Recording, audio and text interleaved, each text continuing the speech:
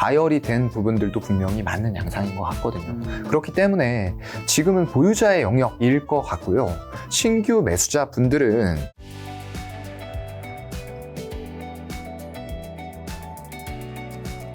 그럼 올해 혹시 주식 매수 타이밍 알려주는 뭐 경제 지표라든가 여전히 좀 남아있는 리스크는 뭘까요? 글쎄요. 일단은 주식은 이미 아까도 말씀드렸던 것처럼 리스크 온을 했어요. 네. 그래서 어느 타이밍이다 이런 것들을 말씀을 드리기에는 너무 많은 섹터들이 이미 다 움직였다라는 거예요. 저는 이제 사실 2차 전지 항상 쭉 말씀을 드려왔고 그때도 이제 댓글들 달리는 거 보면은 바닥에서 에코프로 BM 10배 올랐는데 이것도 사라고? 근데 사셨어야죠. 네네. 근데 지금은 약간은 의견이 달라요.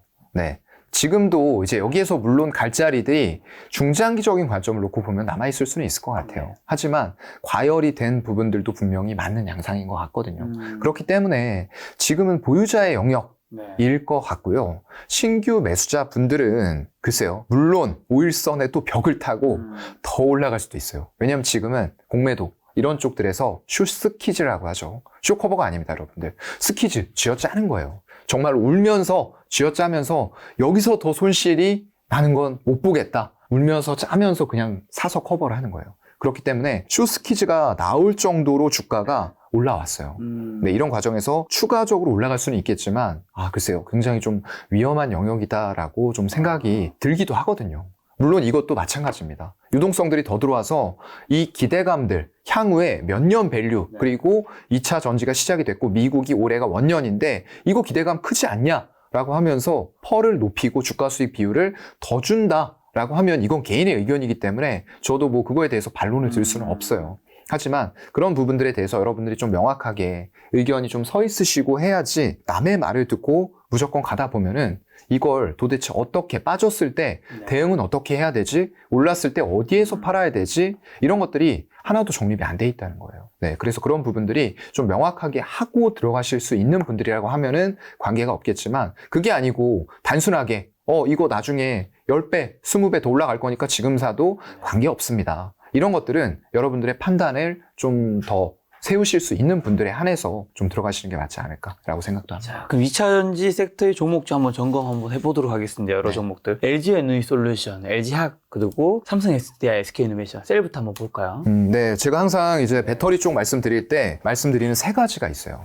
그때도 항상 나와서 이제 강조를 드리는 게 첫 번째는 배터리 셀이죠. 배터리 셀 업체들 중에서 우리 LG 에너지 솔루션, 그리고 삼성 SDI, SK 이노베이션 세 개를 항상 말씀을 드리고요. 그 다음으로는 수주 자체가 우리가 올해 연말 정도면 배터리 3사의 수주 잔고가 1000조가 될 거라고 해요. 그러면 이 1000조 중에서 많은 포션을 차지하고 있는 게 어디냐라고 하면서 밑으로 내려가죠. 그러면은 양극재가 나오는 거예요.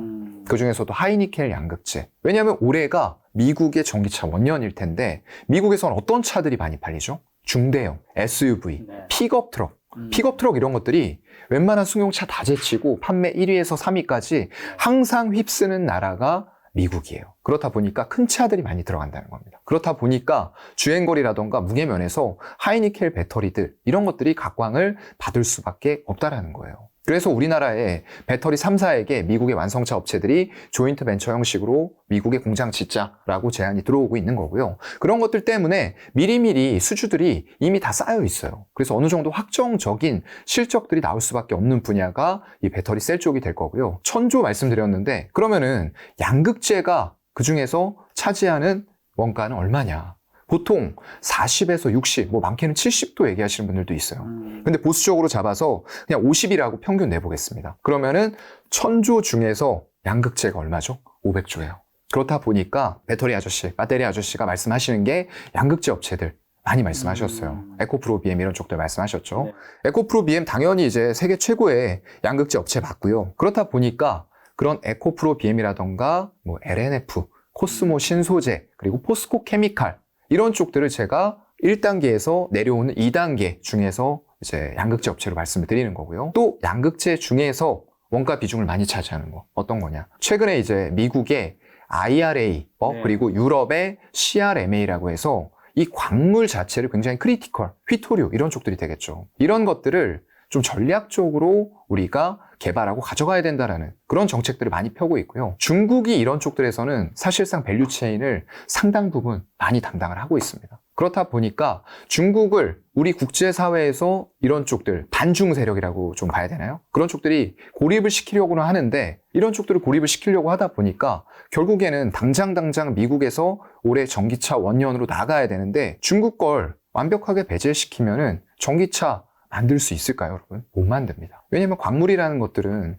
일단은 어디에선가 채취가 돼서 그걸 바탕으로 기술력을 바탕으로 해서 양극재라던가 이런 것들을 만들어야 되는데 광물 자체가 다 중국의 밸류체인에 의해서 웬만큼 점유가 돼 있다는 거예요. 그래서 IRA법에서 뭐라고 좀 명시를 했죠. 일단 중국이나 우리 FTA가 체결되지 않은 국가에서 광물을 채취해 오는 건 좋다라고 얘기를 했어요. 그런데 거기에서 어떻게 해야 되죠? 이런 것들을 가지고 이제 필수 제품 그리고 필수 소재가 되는 양극재, 음극재, 전해액, 분리막 이런 것들을 만드는 데 있어서 50% 이상의 부가가치를 우리와 FTA가 체결되지 않은 나라에서 조달해온 그런 광물들로 만들어도 인정해줄게. 뭐를 인정해줄게? 원산지를 가공한 쪽에서 한 걸로 인정해줄게라고 했어요.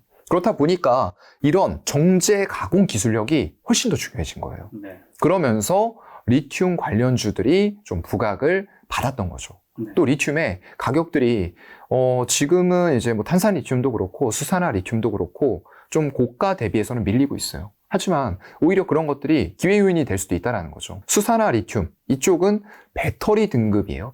배터리 중에서도 하이니켈 배터리를 만드는 데는 수산화 리튬이라는 게 들어가고요.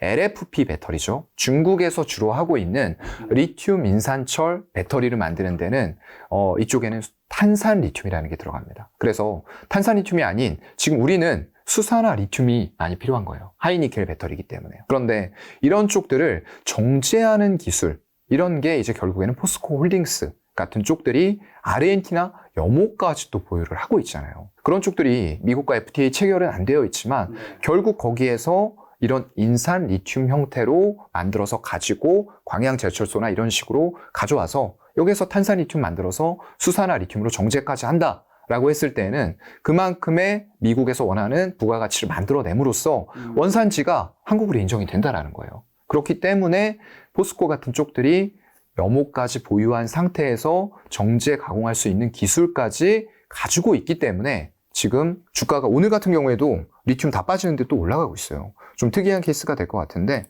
보시면은 포스코홀딩스 조금 반납하긴 했지만 오늘도 4% 가까이 올라가고 있고요.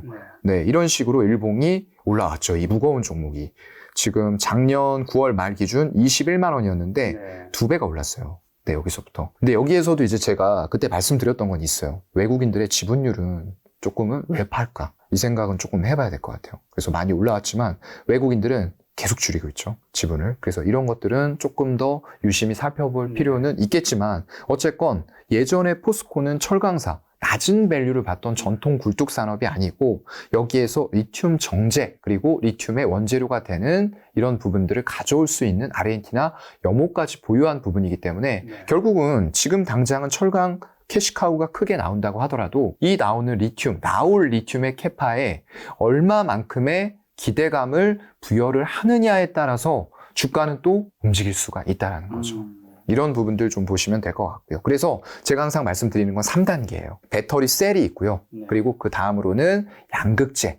또 양극재 중에서도 원가 비중을 크게 차지하는 이런 리튬이라던가 이런 쪽들에 대해서 리튬 정제 가공 기술을 가지고 있는 업체들도 중국을 배제하는 차원으로 간다고 하면은 분명히 정제 가공 기술을 가지고 있는 우리나라 기업들이 부각을 받을 수밖에 없다. 그래서 그만큼 주가들이 많이 올라와 있기 때문에 지금은 조금 과열권이라고 볼 수도 있을 것 같아요. 지금 바로 사시라는 말씀 아닙니다, 여러분들. 제가 그동안 쭉 말씀을 드려왔기 때문에 지금은 저는 2차 전지에서 많은 조금 분야들은 조금 과열 상태로 들어왔다. 그렇기 때문에 그 과열을 조정을 해줄 수 있는 이격도의 조금 좁힘 현상들, 눌림목 현상들은 좀 전반적으로는 일어나야 되지 않나라고 생각을 합니다. 그럼 포스코 퓨처엠은요?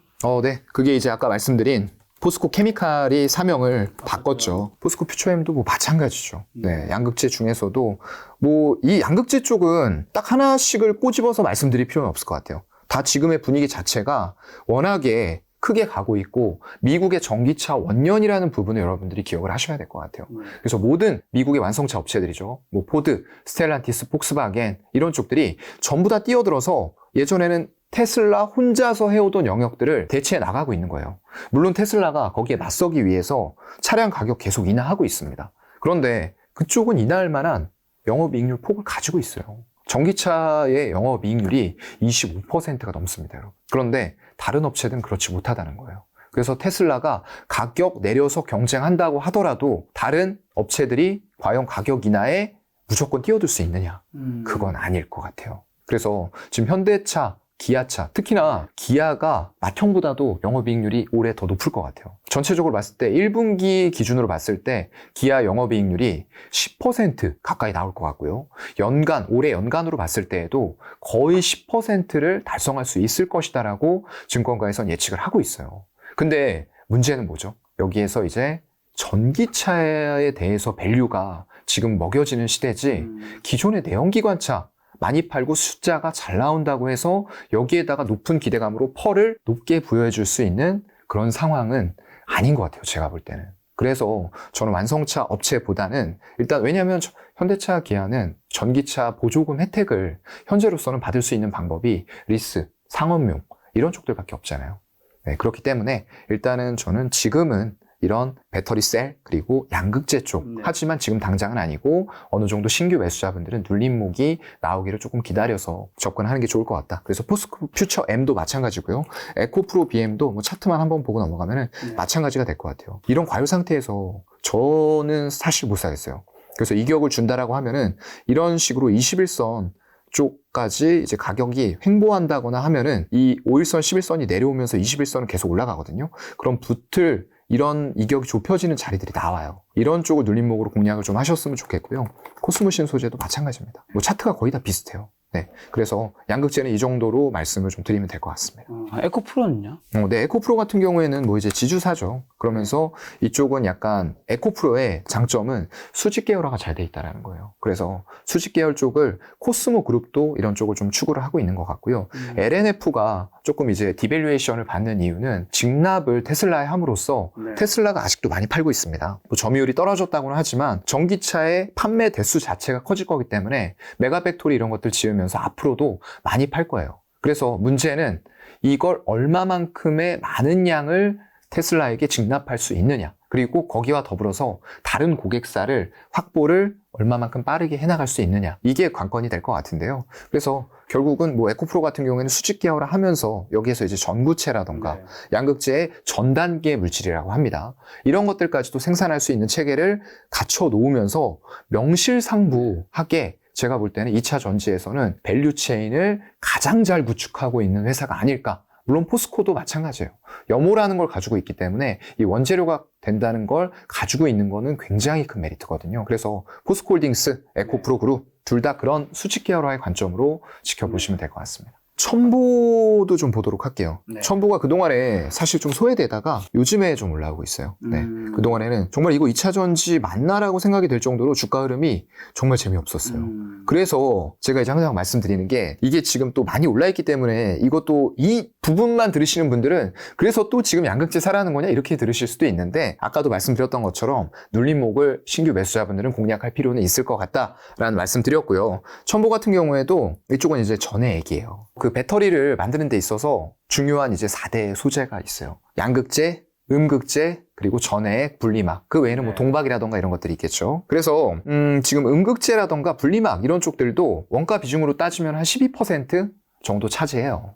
네, 그래서 최근에 또 음극재라던가 이런 쪽들이 부각을 받았던 이유가 점점 더 예전에는 음극재 중에서 흑연 음극재였어요. 근데 이 흑연을 실리콘으로 대체하는 부분들 부각을 받았던 거죠. 그러면은 음극재의 단점을 보완을 할 수가 있기 때문에 이걸 한 번에 흑연 쓰다가 실리콘 음극재로 못 넘어가요. 점점 흑연의 비중을 줄이면서 음극재에 들어가는 실리콘의 비중을 점점 더 높여가는 거예요. 그러면서 얼마 전에 뭐 기사 보신 분들은 알겠지만 현대차가 뭐라고 얘기했죠? 흑연 음극재 대신에 실리콘 음극재, 실리콘의 비율이 높은 음극재에 차용하는 비중을 높여가겠다라고 얘기를 했어요. 그만큼 장점이 뚜렷해지기 때문에 그랬던 거고요. 그런 것들 외에는 이제 전해액 쪽이 또 있을 것 같아요. 전해액 쪽이 아까 말씀드렸던 첨보라는 종목이 전해액이 들어가게 되는데 요즘에 이제 일론 머스크가 그런 얘기를 했어요. 전기차가 많이 판매되고 보급이 많아지는 이런 시점에서는 결국에는 LFP 배터리가 굉장히 많은 점유율을 차지할 것이다 라는 얘기도 했습니다. 그리고 미국 쪽에서도 2030년인가 31년까지는 우리가 판매하는 전기차 3대 중에서 2대는 전기차가 될 것이다. 그러니까 내연기관차가 30% 정도가 될 거고 나머지는 다 전기차가 판매가 될 것이다라고 얘기를 한 거예요. 그렇다 보니까 이런 쪽들도 이제 같이 좀 부각을 받는 부분들이 생겨나는 거고요. 첨보 외에도 여러 가지 뭐 기업들이 좀 있죠. 엔캠 같은 기업도 이제 전해액을 하고 있는 이런 업체인데 오늘 블록딜이 나왔더라고요. 그러면서 이 고가 갔다가 92,000원 부근에서 쭉 미끄러지는 부분들이 나왔던 것 같아요. 거기다가 첨보 말고 뭐 동화기업 이런 쪽들 동화마루예요 사실상. 여기 마루하는 회사인데 여기에서 이제 예전에 그 파낙스라는 기업을 인수하면서 전해액 업체로 탈바꿈이 되고 이게 이제 주가 상승이 정말로 마루하면서는 재미가 없었던 기업이에요. 이런 식으로 왔었는데 이 주가가 이렇게 올라갔던 것들 이게 마루의 실적이 갑자기 잘 나와서 이렇게 갔을까요? 이게 아까 제가 말씀드린 기대감을 얼만큼 주느냐. 여전히 마루 쪽에 대해서 캐시카우가 많이 나오는 기업인데 전에 파낙스라는 기업을 인수하면서 커가는 2차 전지의 밸류를 매겨줄 수 있는 쪽의 숫자가 나오다 보니까 그쪽의 기대감이 커지면서 주가가 이런 식으로 10배 상승을 단기간에 이뤄내는 거죠. 그래서 유동성과 이런 기대감들이 합쳐지면은 주가는 정말로 크게 오를 수 있다. 이런 부분들 좀 보시면 될 것 같고요. 나머지는 뭐 나노신소재, 솔브레인도 있네요. 솔브레인. 이쪽도 이제 솔브레인 홀딩스가 이쪽은 이제 반도체 종목으로 알고 계신 분들이 많죠. 솔브레인 홀딩스 이런 쪽에서는 이제 전해액을 좀 같이 하고 있다. 이 정도만 좀 알아두시면 될 것 같고요. 아직까지는 반도체 쪽에 비중이 좀 크다라고 보시면 될 것 같습니다. 나노신소재 같은 경우에도 이제 좀 얘기가 많이 나오는 종목이에요. 오늘 전반적으로 2차 전지가 조금씩 다 조정을 받고 네, 있네요. 전반적으로 조정이에요. 그렇다 보니까 이제 2차 전지 조정 받으면서 다른 쪽들이 조금 이제 움직임들이 있는 거죠. 또 로봇 관련주, 그리고 제약바이오 쪽. 이게 제가 아까 말씀드린 유동성, 제한된 유동성이기 때문에 이런 쪽에서 2차 전지가 빠진다고 하면 어디론가는 유동성이 옮겨갈 거란 말이죠. 그런 흐름들을 여러분들이 계속 캐치해서 대응할 수 있는 분들이 아니라고 하면은 사실 조금 어려운 시장이다라고 느끼실 수도 있을 것 같아요. 그러면서 뭐 나노신소재는 워낙에 또 유명하죠. 탄소 나노튜브, CNT, 도전제 쪽을 하고 있는 회사인데 양극과 음극을 다 할 수 있는 회사예요. 그렇다 보니까 그런 관점에서 굉장히 각광을 받고 거의 양극재 업체와 비슷한 이런 주가 상승률을 보였다라고 생각을 하시면 될 것 같습니다. 또 보시면 이제 TCC 스틸이 있네요. 이게 이제 최근에 올라가는 이유는 뭐 워낙에 이제 뉴스들도 많이 나오고 해서 아실 거예요. 최근에 삼성, SDI 이런 쪽들이 이제 제가 말씀드렸던 원통형 배터리 이게 대세가 돼가고 있거든요. 근데 이걸 테슬라에서도 또 하겠다라고 하고 있고요. 또 LG 에너지 솔루션도 하겠다. 근데 양산이 임박해 있는 곳은 결국에는 삼성, SDI 그리고 LG 에너지 솔루션이 될 거예요. 그렇다 보니까 이쪽으로 이제 삼성, SDI의 밸류 체인이죠. 뭐 다 공급을 할 수 있는데 이걸 가지고 니켈 도금 강판이에요. 결국엔 또. 그렇다 보면은 이 니켈 도금 강판이 4680으로 가면은 조금 더 두꺼워져야 되니까 니켈도 많이 필요할 거고 니켈의 가격이 올라갈 거다 하는데 리튬 대비해서는 니켈은 생산량을 늘리기가 쉽습니다. 근데 리튬은 그렇지 않아요. 한정돼 있고 이걸 정제하는 기술이 필요하다는 거죠. 그래서 정제 회사에는 일론 머스크가 얘기한 것처럼 돈 찍어내는 면허가 되는 게 정제 회사다. 그걸 꼭 기억을 하셔야 될 것 같고요. 이 TCC 스틸의 기술력은 이거예요. 이걸 가지고 이제 이런 종이가 있죠. 종이가 있는데 이거를 원통형으로 이렇게 접어서 완벽한 원통형을 만들어야 되는데 이게 그냥 종이가 아니잖아요. 굉장히 두꺼운 니켈 도금 강판이에요. 강판 여러분들. 강철이에요. 근데 강철을 이런 식으로 말면은 어떤 현상이 발생이 되죠? 안에가 이 원통형으로 접히는 부분이 매끈하게 나올까요? 우글우글해요. 쭈글쭈글하다는 얘기예요. 근데 이걸 매끈하게 접어주는 게 이 TCC 스틸의 기술력이에요. 그렇기 때문에 이게 왜냐면 배터리라는 건 안정성이 중요하잖아요. 차량에 들어가기 때문에 빨리 달립니다. 화재 이런 위험성들도 물론 배터리 보호 시스템들이 다 작용이 되고 점점 더 안정성은 높아질 거지만 그럼에도 불구하고 원통을 매끈하게 만드는 이런 기술에 있어서는 이 기업이 최고인 거예요. 그래서 이런 식으로 4680 배터리가 점점 더 많이 차용이 될 거고 이게 기술력이 될 거다라는 부분 때문에 이것도 마찬가지로 5일선, 11선의 벽을 타고 이렇게 올라가고 있습니다. 그런데 캐파 기존에 증설한 거에서 더 증설할 것 같아요. 왜냐하면 4680이 대세가 되었고 모든 주요한 배터리 업체들이 이걸 할 거기 때문에, 그리고 테슬라는 자체적으로 또 배터리 만든다고 하죠. 원통형으로요. 4680 배터리 만든다고 하기 때문에 결국엔 이쪽이 캐파를 가지고 당분간은 오랜 기간 향유를 할 수 있는 그런 기업까지 된 것 같고요. 동국산업까지 같이 말씀드릴게요. 이것도 최근에 올라오는데 이쪽도 마찬가지입니다. 지금 뭐 여러 가지 일들을 하고 있고 기존의 철강 산업과 더불어서 풍력 이런 쪽으로 부각을 받았었는데 여기에서도 이런 원통형 배터리 쪽을 니켈 도금 강판으로 하는 시설을 만들겠다. 그리고 캐파 더 넓혀 나갈 거다. 이런 얘기 나오면서 지금 올라가고 있는데 실질적으로 지금 당장 그리고 향후 한 2, 3년간 수혜를 받을 수 있는 건 TCC 스틸이 맞다. 근데 이것도 지금 경고까지 걸려 있거든요. 좀 과열 양상이기 때문에 트레이딩으로 하실 수 있는 분들 아니면은 조금 주의는 하셔야 될 것 같아요. 네. 보유자분들의 영역으로 보겠습니다. 여기 PNT를 이제 좀 살펴보도록 하겠습니다. 네. PNT는 조금 이제 최근에 튀는 모습들이 있는데 사실상 탄력으로 봤을 때는 장비주들이 조금 탄력은 떨어지는 것 같아요. 이거는 예전에 우리가 다 겪어봤던 것처럼 그 반도체 쪽에서도 마찬가지입니다. 반도체 장비주에 주는 기대감, 그리고 반도체의 소재 이런 쪽들에 주는 기대감들이 달라요. 여기 소재에다가 PER을 뭐 20배, 30배 줬다라고 하면은 반도체 장비주는 5배에서 10배 이런 식으로 줬다는 거죠. 그게 그대로 좀 적용이 되는 것 같고요. 그렇다고 하더라도 PNT는 장비 쪽에서는 명실상부 제가 생각했을 때는 대장인 것 같아요. 근데 그거에 비해서도 올해가 아까 말씀드렸던 대로 미국의 전기차 원년인데 그래서 조인트 벤처 형식으로 우리나라 배터리 3사와 많은 공장들이 미국에 지어집니다. 왜냐하면 메이드 인 USA 해야지 이 보조금 혜택을 받을 수가 있잖아요. 그렇기 때문에 이런 장비주들, 부품주들도 다 수혜를 받을 수는 있을 것 같아요. 근데 워낙에 지금 소재 쪽 이런 쪽들이 과열이 돼 있기 때문에 상대적으로 부각은 조금 덜 받고 있는 것 같고요. 지금 어떤 소재 쪽에 상승이 너무 부담스럽다라고 하시는 분들은 조금 장비 쪽에서도 덜 오른 부분들 이런 쪽으로 가본다라고 하는 거는 좀 괜찮은 투자 아이디어가 될 것 같다 정도는 말씀을 드릴 수가 있을 것 같아요.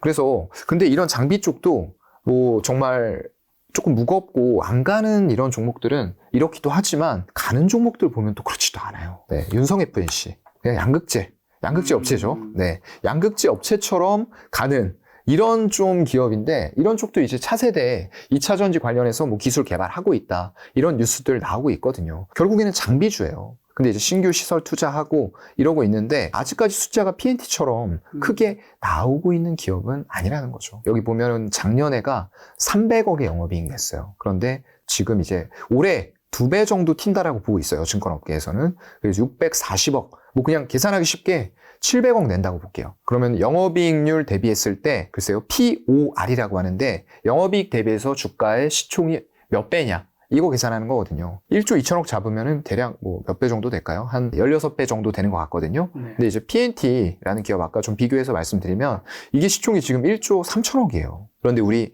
아까 봤던 대로 재무제표 한번 볼까요? 여러분들이 아무리 좋아 보이는 기업들도 재무제표를 한 번씩 확인해 보실 필요 있을 것 같아요. 작년에 780억의 영업이익 냈고요. 올해에는 1000억이 넘어갈 거예요. 그러면은 1000억 대비해서 지금 시총 대비해 보면은 한 13배 정도가 되는 거거든요. 그래서 이런 것들도 서로 같은 장비군에서 얘는 어느 정도의 기대감을 받고 있구나. 이쪽은 어느 정도의 기대감을 받고 있구나. 비교해 보시는 것도 좀 필요할 것 같습니다. 여기에서 이제 마지막으로 좀 사마 알미늄 같은 거 한번 볼게요. 네, 최근에 알미늄주 정말로 무섭게 올라오고 있죠. 네, 특히나 사마 알미늄 이런 쪽들은 정말 이제 아변기 이런 쪽들을 기존에 가지고 있는 거에다가 더 추가적으로 증설을 한다라고 알려져 있고요. 이쪽하고 이제 비슷한 일을 하는 쪽들이 어느 쪽이냐라고 말씀드리면은 이 사마 알미늄하고 DI 동일 그리고 동원 시스템즈 같이 보시면 돼요. 제가 이제 제 방송 보시는 분들은 아시겠지만 얼마 전에 동원 시스템즈도 말씀을 드렸는데 일단 캐파상으로는 제일 약해요. 그렇다 보니까 이렇게 반짝 떴다가도 조금 주가가 탄력 있게는 못 움직이는 그런 모습들 보여주고요. 전통적으로 예전에 이제 동원 뭐 잘 아시겠지만 참치캔 네네. 이런 쪽들을 만들던 회사인데 결국에는 이제 이런 것들을 바탕으로 해서 2차 전지 쪽으로 밸류를 넓혀가는 회사가 된 거죠. 아까 말씀드렸던 이제 동화 기업이죠. 마루 만들던 회사가 이제 이런 2차 전지의 밸류를 받고서는 이런 식으로 올라가는 모습들이 나오고 있다. 그래서 기업에 어떤 큰 변화가 일어났을 때 과연 이게 단순히 사업 목적 추가해서 주가 올리려는 거냐, 아니면 정말로 기술력을 바탕으로 해서 이 사업을 하려는 의지가 있느냐, 그리고 이 사업이 빅 트렌드로 가고 있느냐, 이걸 종합적으로 살펴보시면은 여러분들 뜻하지 않던 종목에서도 텐베거가 나온다라는 말씀도 같이 드리도록 하겠습니다. 배터리 셀 업체 3사 중에서는 어디를 좀 좋게 보시나요? 네. 제가 이제 LG 에너지 솔루션하고 결국에는 삼성 SDI 말씀을 드리고 있고요. 이거 LG 에너지 솔루션은, 뭐, 여기는 아니고 다른 방송에서도 말씀을 드리는데, 이게 그 LG 에너지 솔루션의 보호예수 물량, 그 직원들 물량이죠. 자사 물량 나올 때 제가 말씀을 드렸어요. 팔지 않으시는 게 좋을 것 같다, 직원분들. 그 말씀을 드렸는데, 결국에는 지금 이제 뭐 거의 최고점 부근까지 주가가 시동을 걸고 있습니다. 이런 쪽들은 아까 말씀드렸죠. 수주 장고, 전체 처음으로 가는 3단계 중에서 가장 상위죠. 배터리 셀, 양극재, 그리고 그 다음이 리튬. 3단계인데 그 최상위에 있는 업체고, 당연히 수주 장고가 천조가 나온다는 게 그냥 허튼 소리가 아니에요. 왜냐하면 완성차 업체 이런 쪽들과 이 배터리를 만들겠다라고 했을 때 이미 사전에 다 협의를 해서 어떤 배터리 형태로 들어가고 어느 정도로 만들 거고 캐파 이 정도 주면 네가 바인딩 계약으로 이만큼 다 가져간다, 이런 것들을 다 사전에 조율해서 발표를 하는 시점에는 이미 다 그런 것들이 확정이 돼 있다는 거예요. 그래서 앞으로도 이런 쪽들, 결국에는 미국이 올해가 원년이기 때문에 중국 쪽에서는 지금 CATL이나 BYD, 결국에 중국에서 생산되는 것들은 이런 쪽들에 오면은 배터리의 보조금 혜택 못 받죠. 그렇다 보니까 지금 CATL 포드 쪽하고 합작사 만든다고 할 때 어떤 형식으로 했죠? 기술 너네한테 뭐 이전하는 방식? 이런 걸로 해서 우리가 보조금 혜택을 받을 수 있는 이런 꼼수 계약이 약간 있었죠. 근데 그랬음에도 불구하고 그쪽의 주지사도 반대를 했고, 중국 정부도 야, 니네 그거 괜히 그렇게 들어갔다가 기술만 뺏기고 나오는 거 아니야? 라고 하면서 중국 정부 당국도 그런 것들을 우려를 하고 있었단 말이에요. 그래서 결국은 중국은 지금 설 자리가 많이 없어요. 그래서 자체적으로 그냥 나가는 그런 LFP 배터리들, 로컬 자동차들을 얘기하는 겁니다. 미국이나 이런 브랜드들이 아니고요. 중국의 로컬 자동차 브랜드로는 그런 것들을 공급을 할 수 있겠지만, 결국에는 해외 쪽, 특히나 이제 미국이 올해가 원년이죠. 미국 놓치면은 이거는 더 이상 커질 수가 없어요. 근데 할 수 있는 환경이 안 되는 상태에서 우리나라 배터리 3사와 그 밑에 한국 밸류체인들이 할 일이 어마어마하게 많아진다는 거죠. 그래서 그런 관점으로 좀 보신다라고 했을 때는 지금은 글쎄요, 이게 또 고점까지 왔어요.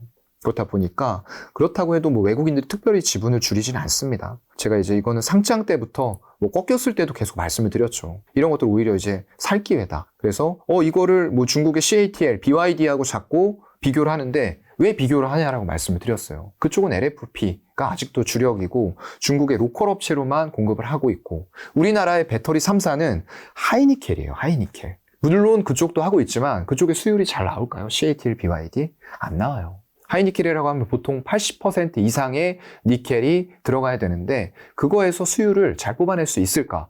이거는 그쪽도 마찬가지예요. 테슬라나 이런 쪽들이 자체적으로 배터리, 완성차 입장에선 당연히 하고 싶겠죠. 왜냐면 원가를 그만큼 더 절감할 수 있다라고 생각을 하고 있기 때문에 내재화를 하고 싶어 할 거예요. 그래서 지금 LNF 쪽으로 테슬라가 양극재 직납 계약을 한 거잖아요.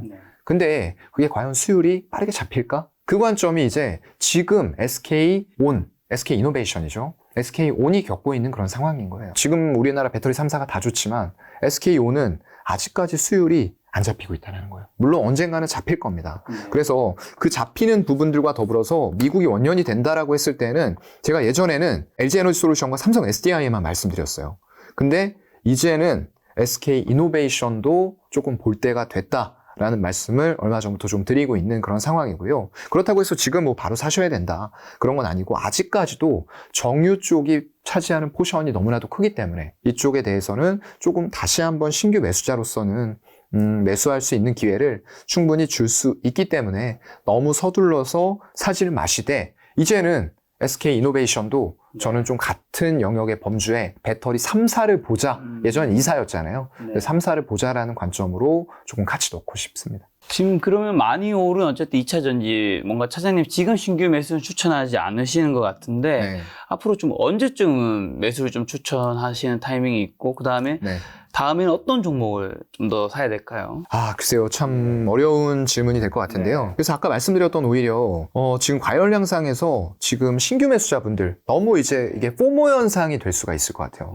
네, fear out of missing out인데 잊혀진 것에 대한 기대감들. 결국에 내가 주식이 위험하고 너무 많이 올라가는 것 같아서 에코프로 BM이 예를 들어서 바닥에서 2배 올랐을 때도 나는 분명히 이걸 봤어. 에코프로도 봤어. 코스모신 소재도 보고 근데 2배 올랐으니까 못 사잖아. 이러고 갔는데 이게 3배, 4배 그때는 또 못 사죠. 5배 돼도 못 삽니다. 못 사는데 이런 것들을 5배 자리에서 사지는 말자는 거예요. 내가 그때 봤었는데 이게 5배 올라갔다고 해서 바로바로 지금 너무나도 뽀모 현상 때문에 이거 사다 못 사다 결국 못 참고 사지를 말자는 거예요. 네, 이 기업의 미래에 대해서 조금 더 들리는 얘기가 아니라 본인이 자료 진짜 많이 나와 있습니다. 다 찾아보시면서 이게 한쪽의 얘기만 들으면 안 돼요. 항상 된다, 아니다, 주가 더 상승한다, 하락한다 이거를 동시에 수렴해서 결국 판단하는 거는 본인의 몫이 될 거예요. 다만 2차 전지의 큰 틀을 좀 보시면 좋을 것 같아요. 결국에는 가는 흐름은 맞는데 그래도 여기에 대해서 이 유동성들이 기대감을 어느 정도 수준으로 줬느냐 그리고 그 기대감이 잠깐 빠지면서 다른 유동성으로 갈 때에는 이게 마냥 주가가 올라가는 것만은 아니구나 라는 부분들도 여러분들이 분명히 인지는 하셔야 될 것 같다라고 저는 생각을 하고요. 그래서 아까 이제 삼성 SDI 차트를 안 봤네요. 뭐 다 비슷합니다. 다 고점까지 올라와 있고 LG에너지솔루션도 제가 이제 이 정도 뭐 수준이라고 하면은 말씀을 드리겠는데 지금 또 이거 사자라는 말씀을 드리기에는 제가 싫어하는 정고점 자리예요. 그래서 오히려 SK이노베이션이 정고점까지 올라왔다가 조정받는 자리에서 이런 종목 물론 지금 에코프로 BM이나 이런 것들처럼 막 단기간에 3배, 4배, 5배 이거 노리자라고 절대 말씀드리는 거 아니에요. 그렇게 가야지도 못할 겁니다. 네, 그래서 조금 천천히 갈 수 있지만 결국에는 수율 잡으면서 미국의 전기차 원년의 혜택을 볼 수 있는 범주로 들어왔고 다른 LG에너지솔루션이나 이런 것들 대비해서 이 120 월선까지 내려왔다가 올라가려고 시동을 걸고 있고 그리고 외국인들도 지분을 조금씩 턴을 하기 시작하는 바닥까지 왔다가 이제 조금 턴하고 있죠. 이런 종목들을 눌림목에서 공략해보면 어떨까라는 말씀을 오히려 저는 드리고 싶어요. 다른 종목들이 지금 과열 양상에서 더 올라간다 손 치더라도 일단은 이런 말씀을 한번 좀 드리고 싶었습니다. 그래서 SK이노베이션을 조금 눌림목이 왔을 때 눌림목이라고 하면은 뭐 그렇게 아주 깊지는 않을 것 같아요. 올라간 폭이 크지가 않기 때문에 한 16만 원에서 18만 원대 정도 사이면은 분할 매수를 좀 해서 전체적으로 이제 내년도에 SK온의 흑자 전환의 기대를 좀 해보면서 매수를 좀 해보고 SK이노베이션의 조금 주주 친화적인 정책들 이제 주식으로 준다라고 했잖아요. 좀 그런 면에서는 좀 혁신적이다라고 좀 생각도 되고요. 네, 그래서 그동안 정말 뭐 물적 분할한다 이런 얘기도 많았었는데 일단 그건 접어놓은 상태이기 때문에 이런 부분에서 주주 친화적인 정책과 더불어서 흑자 전환을 할 수 있다. 라는 기대감들을 키운다고 하면은 사실 지금까지는 삼성 SDI보다 점유율 면에서는 SK이노베이션이 더 높아요. 네. 그런데도 디밸류에이션을 받고 있었던 이런 상황들이 조금은 정리가 되어가는 느낌이 들었기 때문에 LG에너지솔루션과 삼성 SDI 범주 쪽에다가 SK이노베이션도 같이 넣도록 하겠습니다. 네. 코스닥에 있는 것 중에서는요? 코스닥은 참 좀 쉽지는 않은 것 같아요. 네, 코스닥 쪽은 정말로 좀 쉽지가 않은데 이게 왜냐하면 항상 말씀드리려고 보고 있으면은 많이 올라 있어요. 네, 많이 올라 있기 때문에 좀 어려운 자리들이 될 것 같은데 글쎄요, 좀 아바코 같은 기업들 이런 쪽들도 이제 기존에는 사실 이 본업 쪽이죠. IT 쪽의 반도체 디스플레이 이런 쪽이 컸어요. 그런데 없던 것들이 생겨나는 거예요. 없던 것들이 생겨나면서 2차 전지 쪽 장비를 수주를 하게 되는 거죠. 그러면서 그쪽의 숫자가 엄청나게 커질 수 있는 요인들을 갖추는 기업이 되는 거예요. 그래서 제가 좋아하는 자리라고 하면은 이런 자리겠죠. 일봉상으로 마지막 이평선인 121선. 이런 부분부터 분할 매수를 하는 거예요. 이런 부분들 분할 매수, 여기도 분할 매수. 자리가 여러분들 이렇게 올라갈 때는 정말로 꼭 따라 사야 될 것 같잖아요. 그런데 안 그렇다는 거예요. 주가는 항상 뭐 100%는 아니지만 거의 눌림목을 줘요. 주면서 올라가기 때문에 이런 자리들까지 여러분들이 조금 인내를 하는 그런 것들도 필요할 것 같고요. 이번에도 이렇게 장비주가 또 부각을 받으면서 이렇게 올라갔지만 연속적이지 않아요. 또 눌림목 줍니다. 그러면은 다음번 매수기에는 어느 정도에서 오겠죠? 대략 조정받으면서 온다라고 했을 때는 한 15,000원에서 16,000원? 이 정도가 이 121선이 올라오는 지점, 그리고 매물대 하단이 되지 않을까라고 생각을 해요. 그렇다고 하면은 이런 종목들을 좀 눌림목에서 오히려 장비 쪽이긴 하지만 밸류를 좀 적게 받을 수는 있어요. 하지만 기존의 본업에서 제가 아까 말씀드렸죠. 기존의 본업에서 확연하게 달라지는 모습들, 특히나 이런 것들이 2차 전지와 관련이 되어서 숫자가 엄청 크게 펌핑이 되고 캐파 투자를 크게 할 수 있는 환경이 만들어질 때에는 이런 종목들도 크게 올라갈 수 있는 그런 환경들이 만들어질 것 같거든요. 월봉상으로 봤을 때도 뭐 사실 신고가긴 합니다. 하지만 조금 부담이 덜 되는 건 바닥권 한 5,000원 정도부터 이제 올라가 있는 폭이 굳이 말씀을 드리자면 한 4배가 안 되게 올랐어요. 4배도 물론 크게 오른 거긴 합니다. 하지만 이건 코로나라는 조금 특수성이 있었잖아요. 그런 것들 배제한다라고 봤을 때에는 아바코 같은 종목들 비록 장비주긴 하지만 저는 이런 쪽에도 관심이 필요하다라고 생각해요.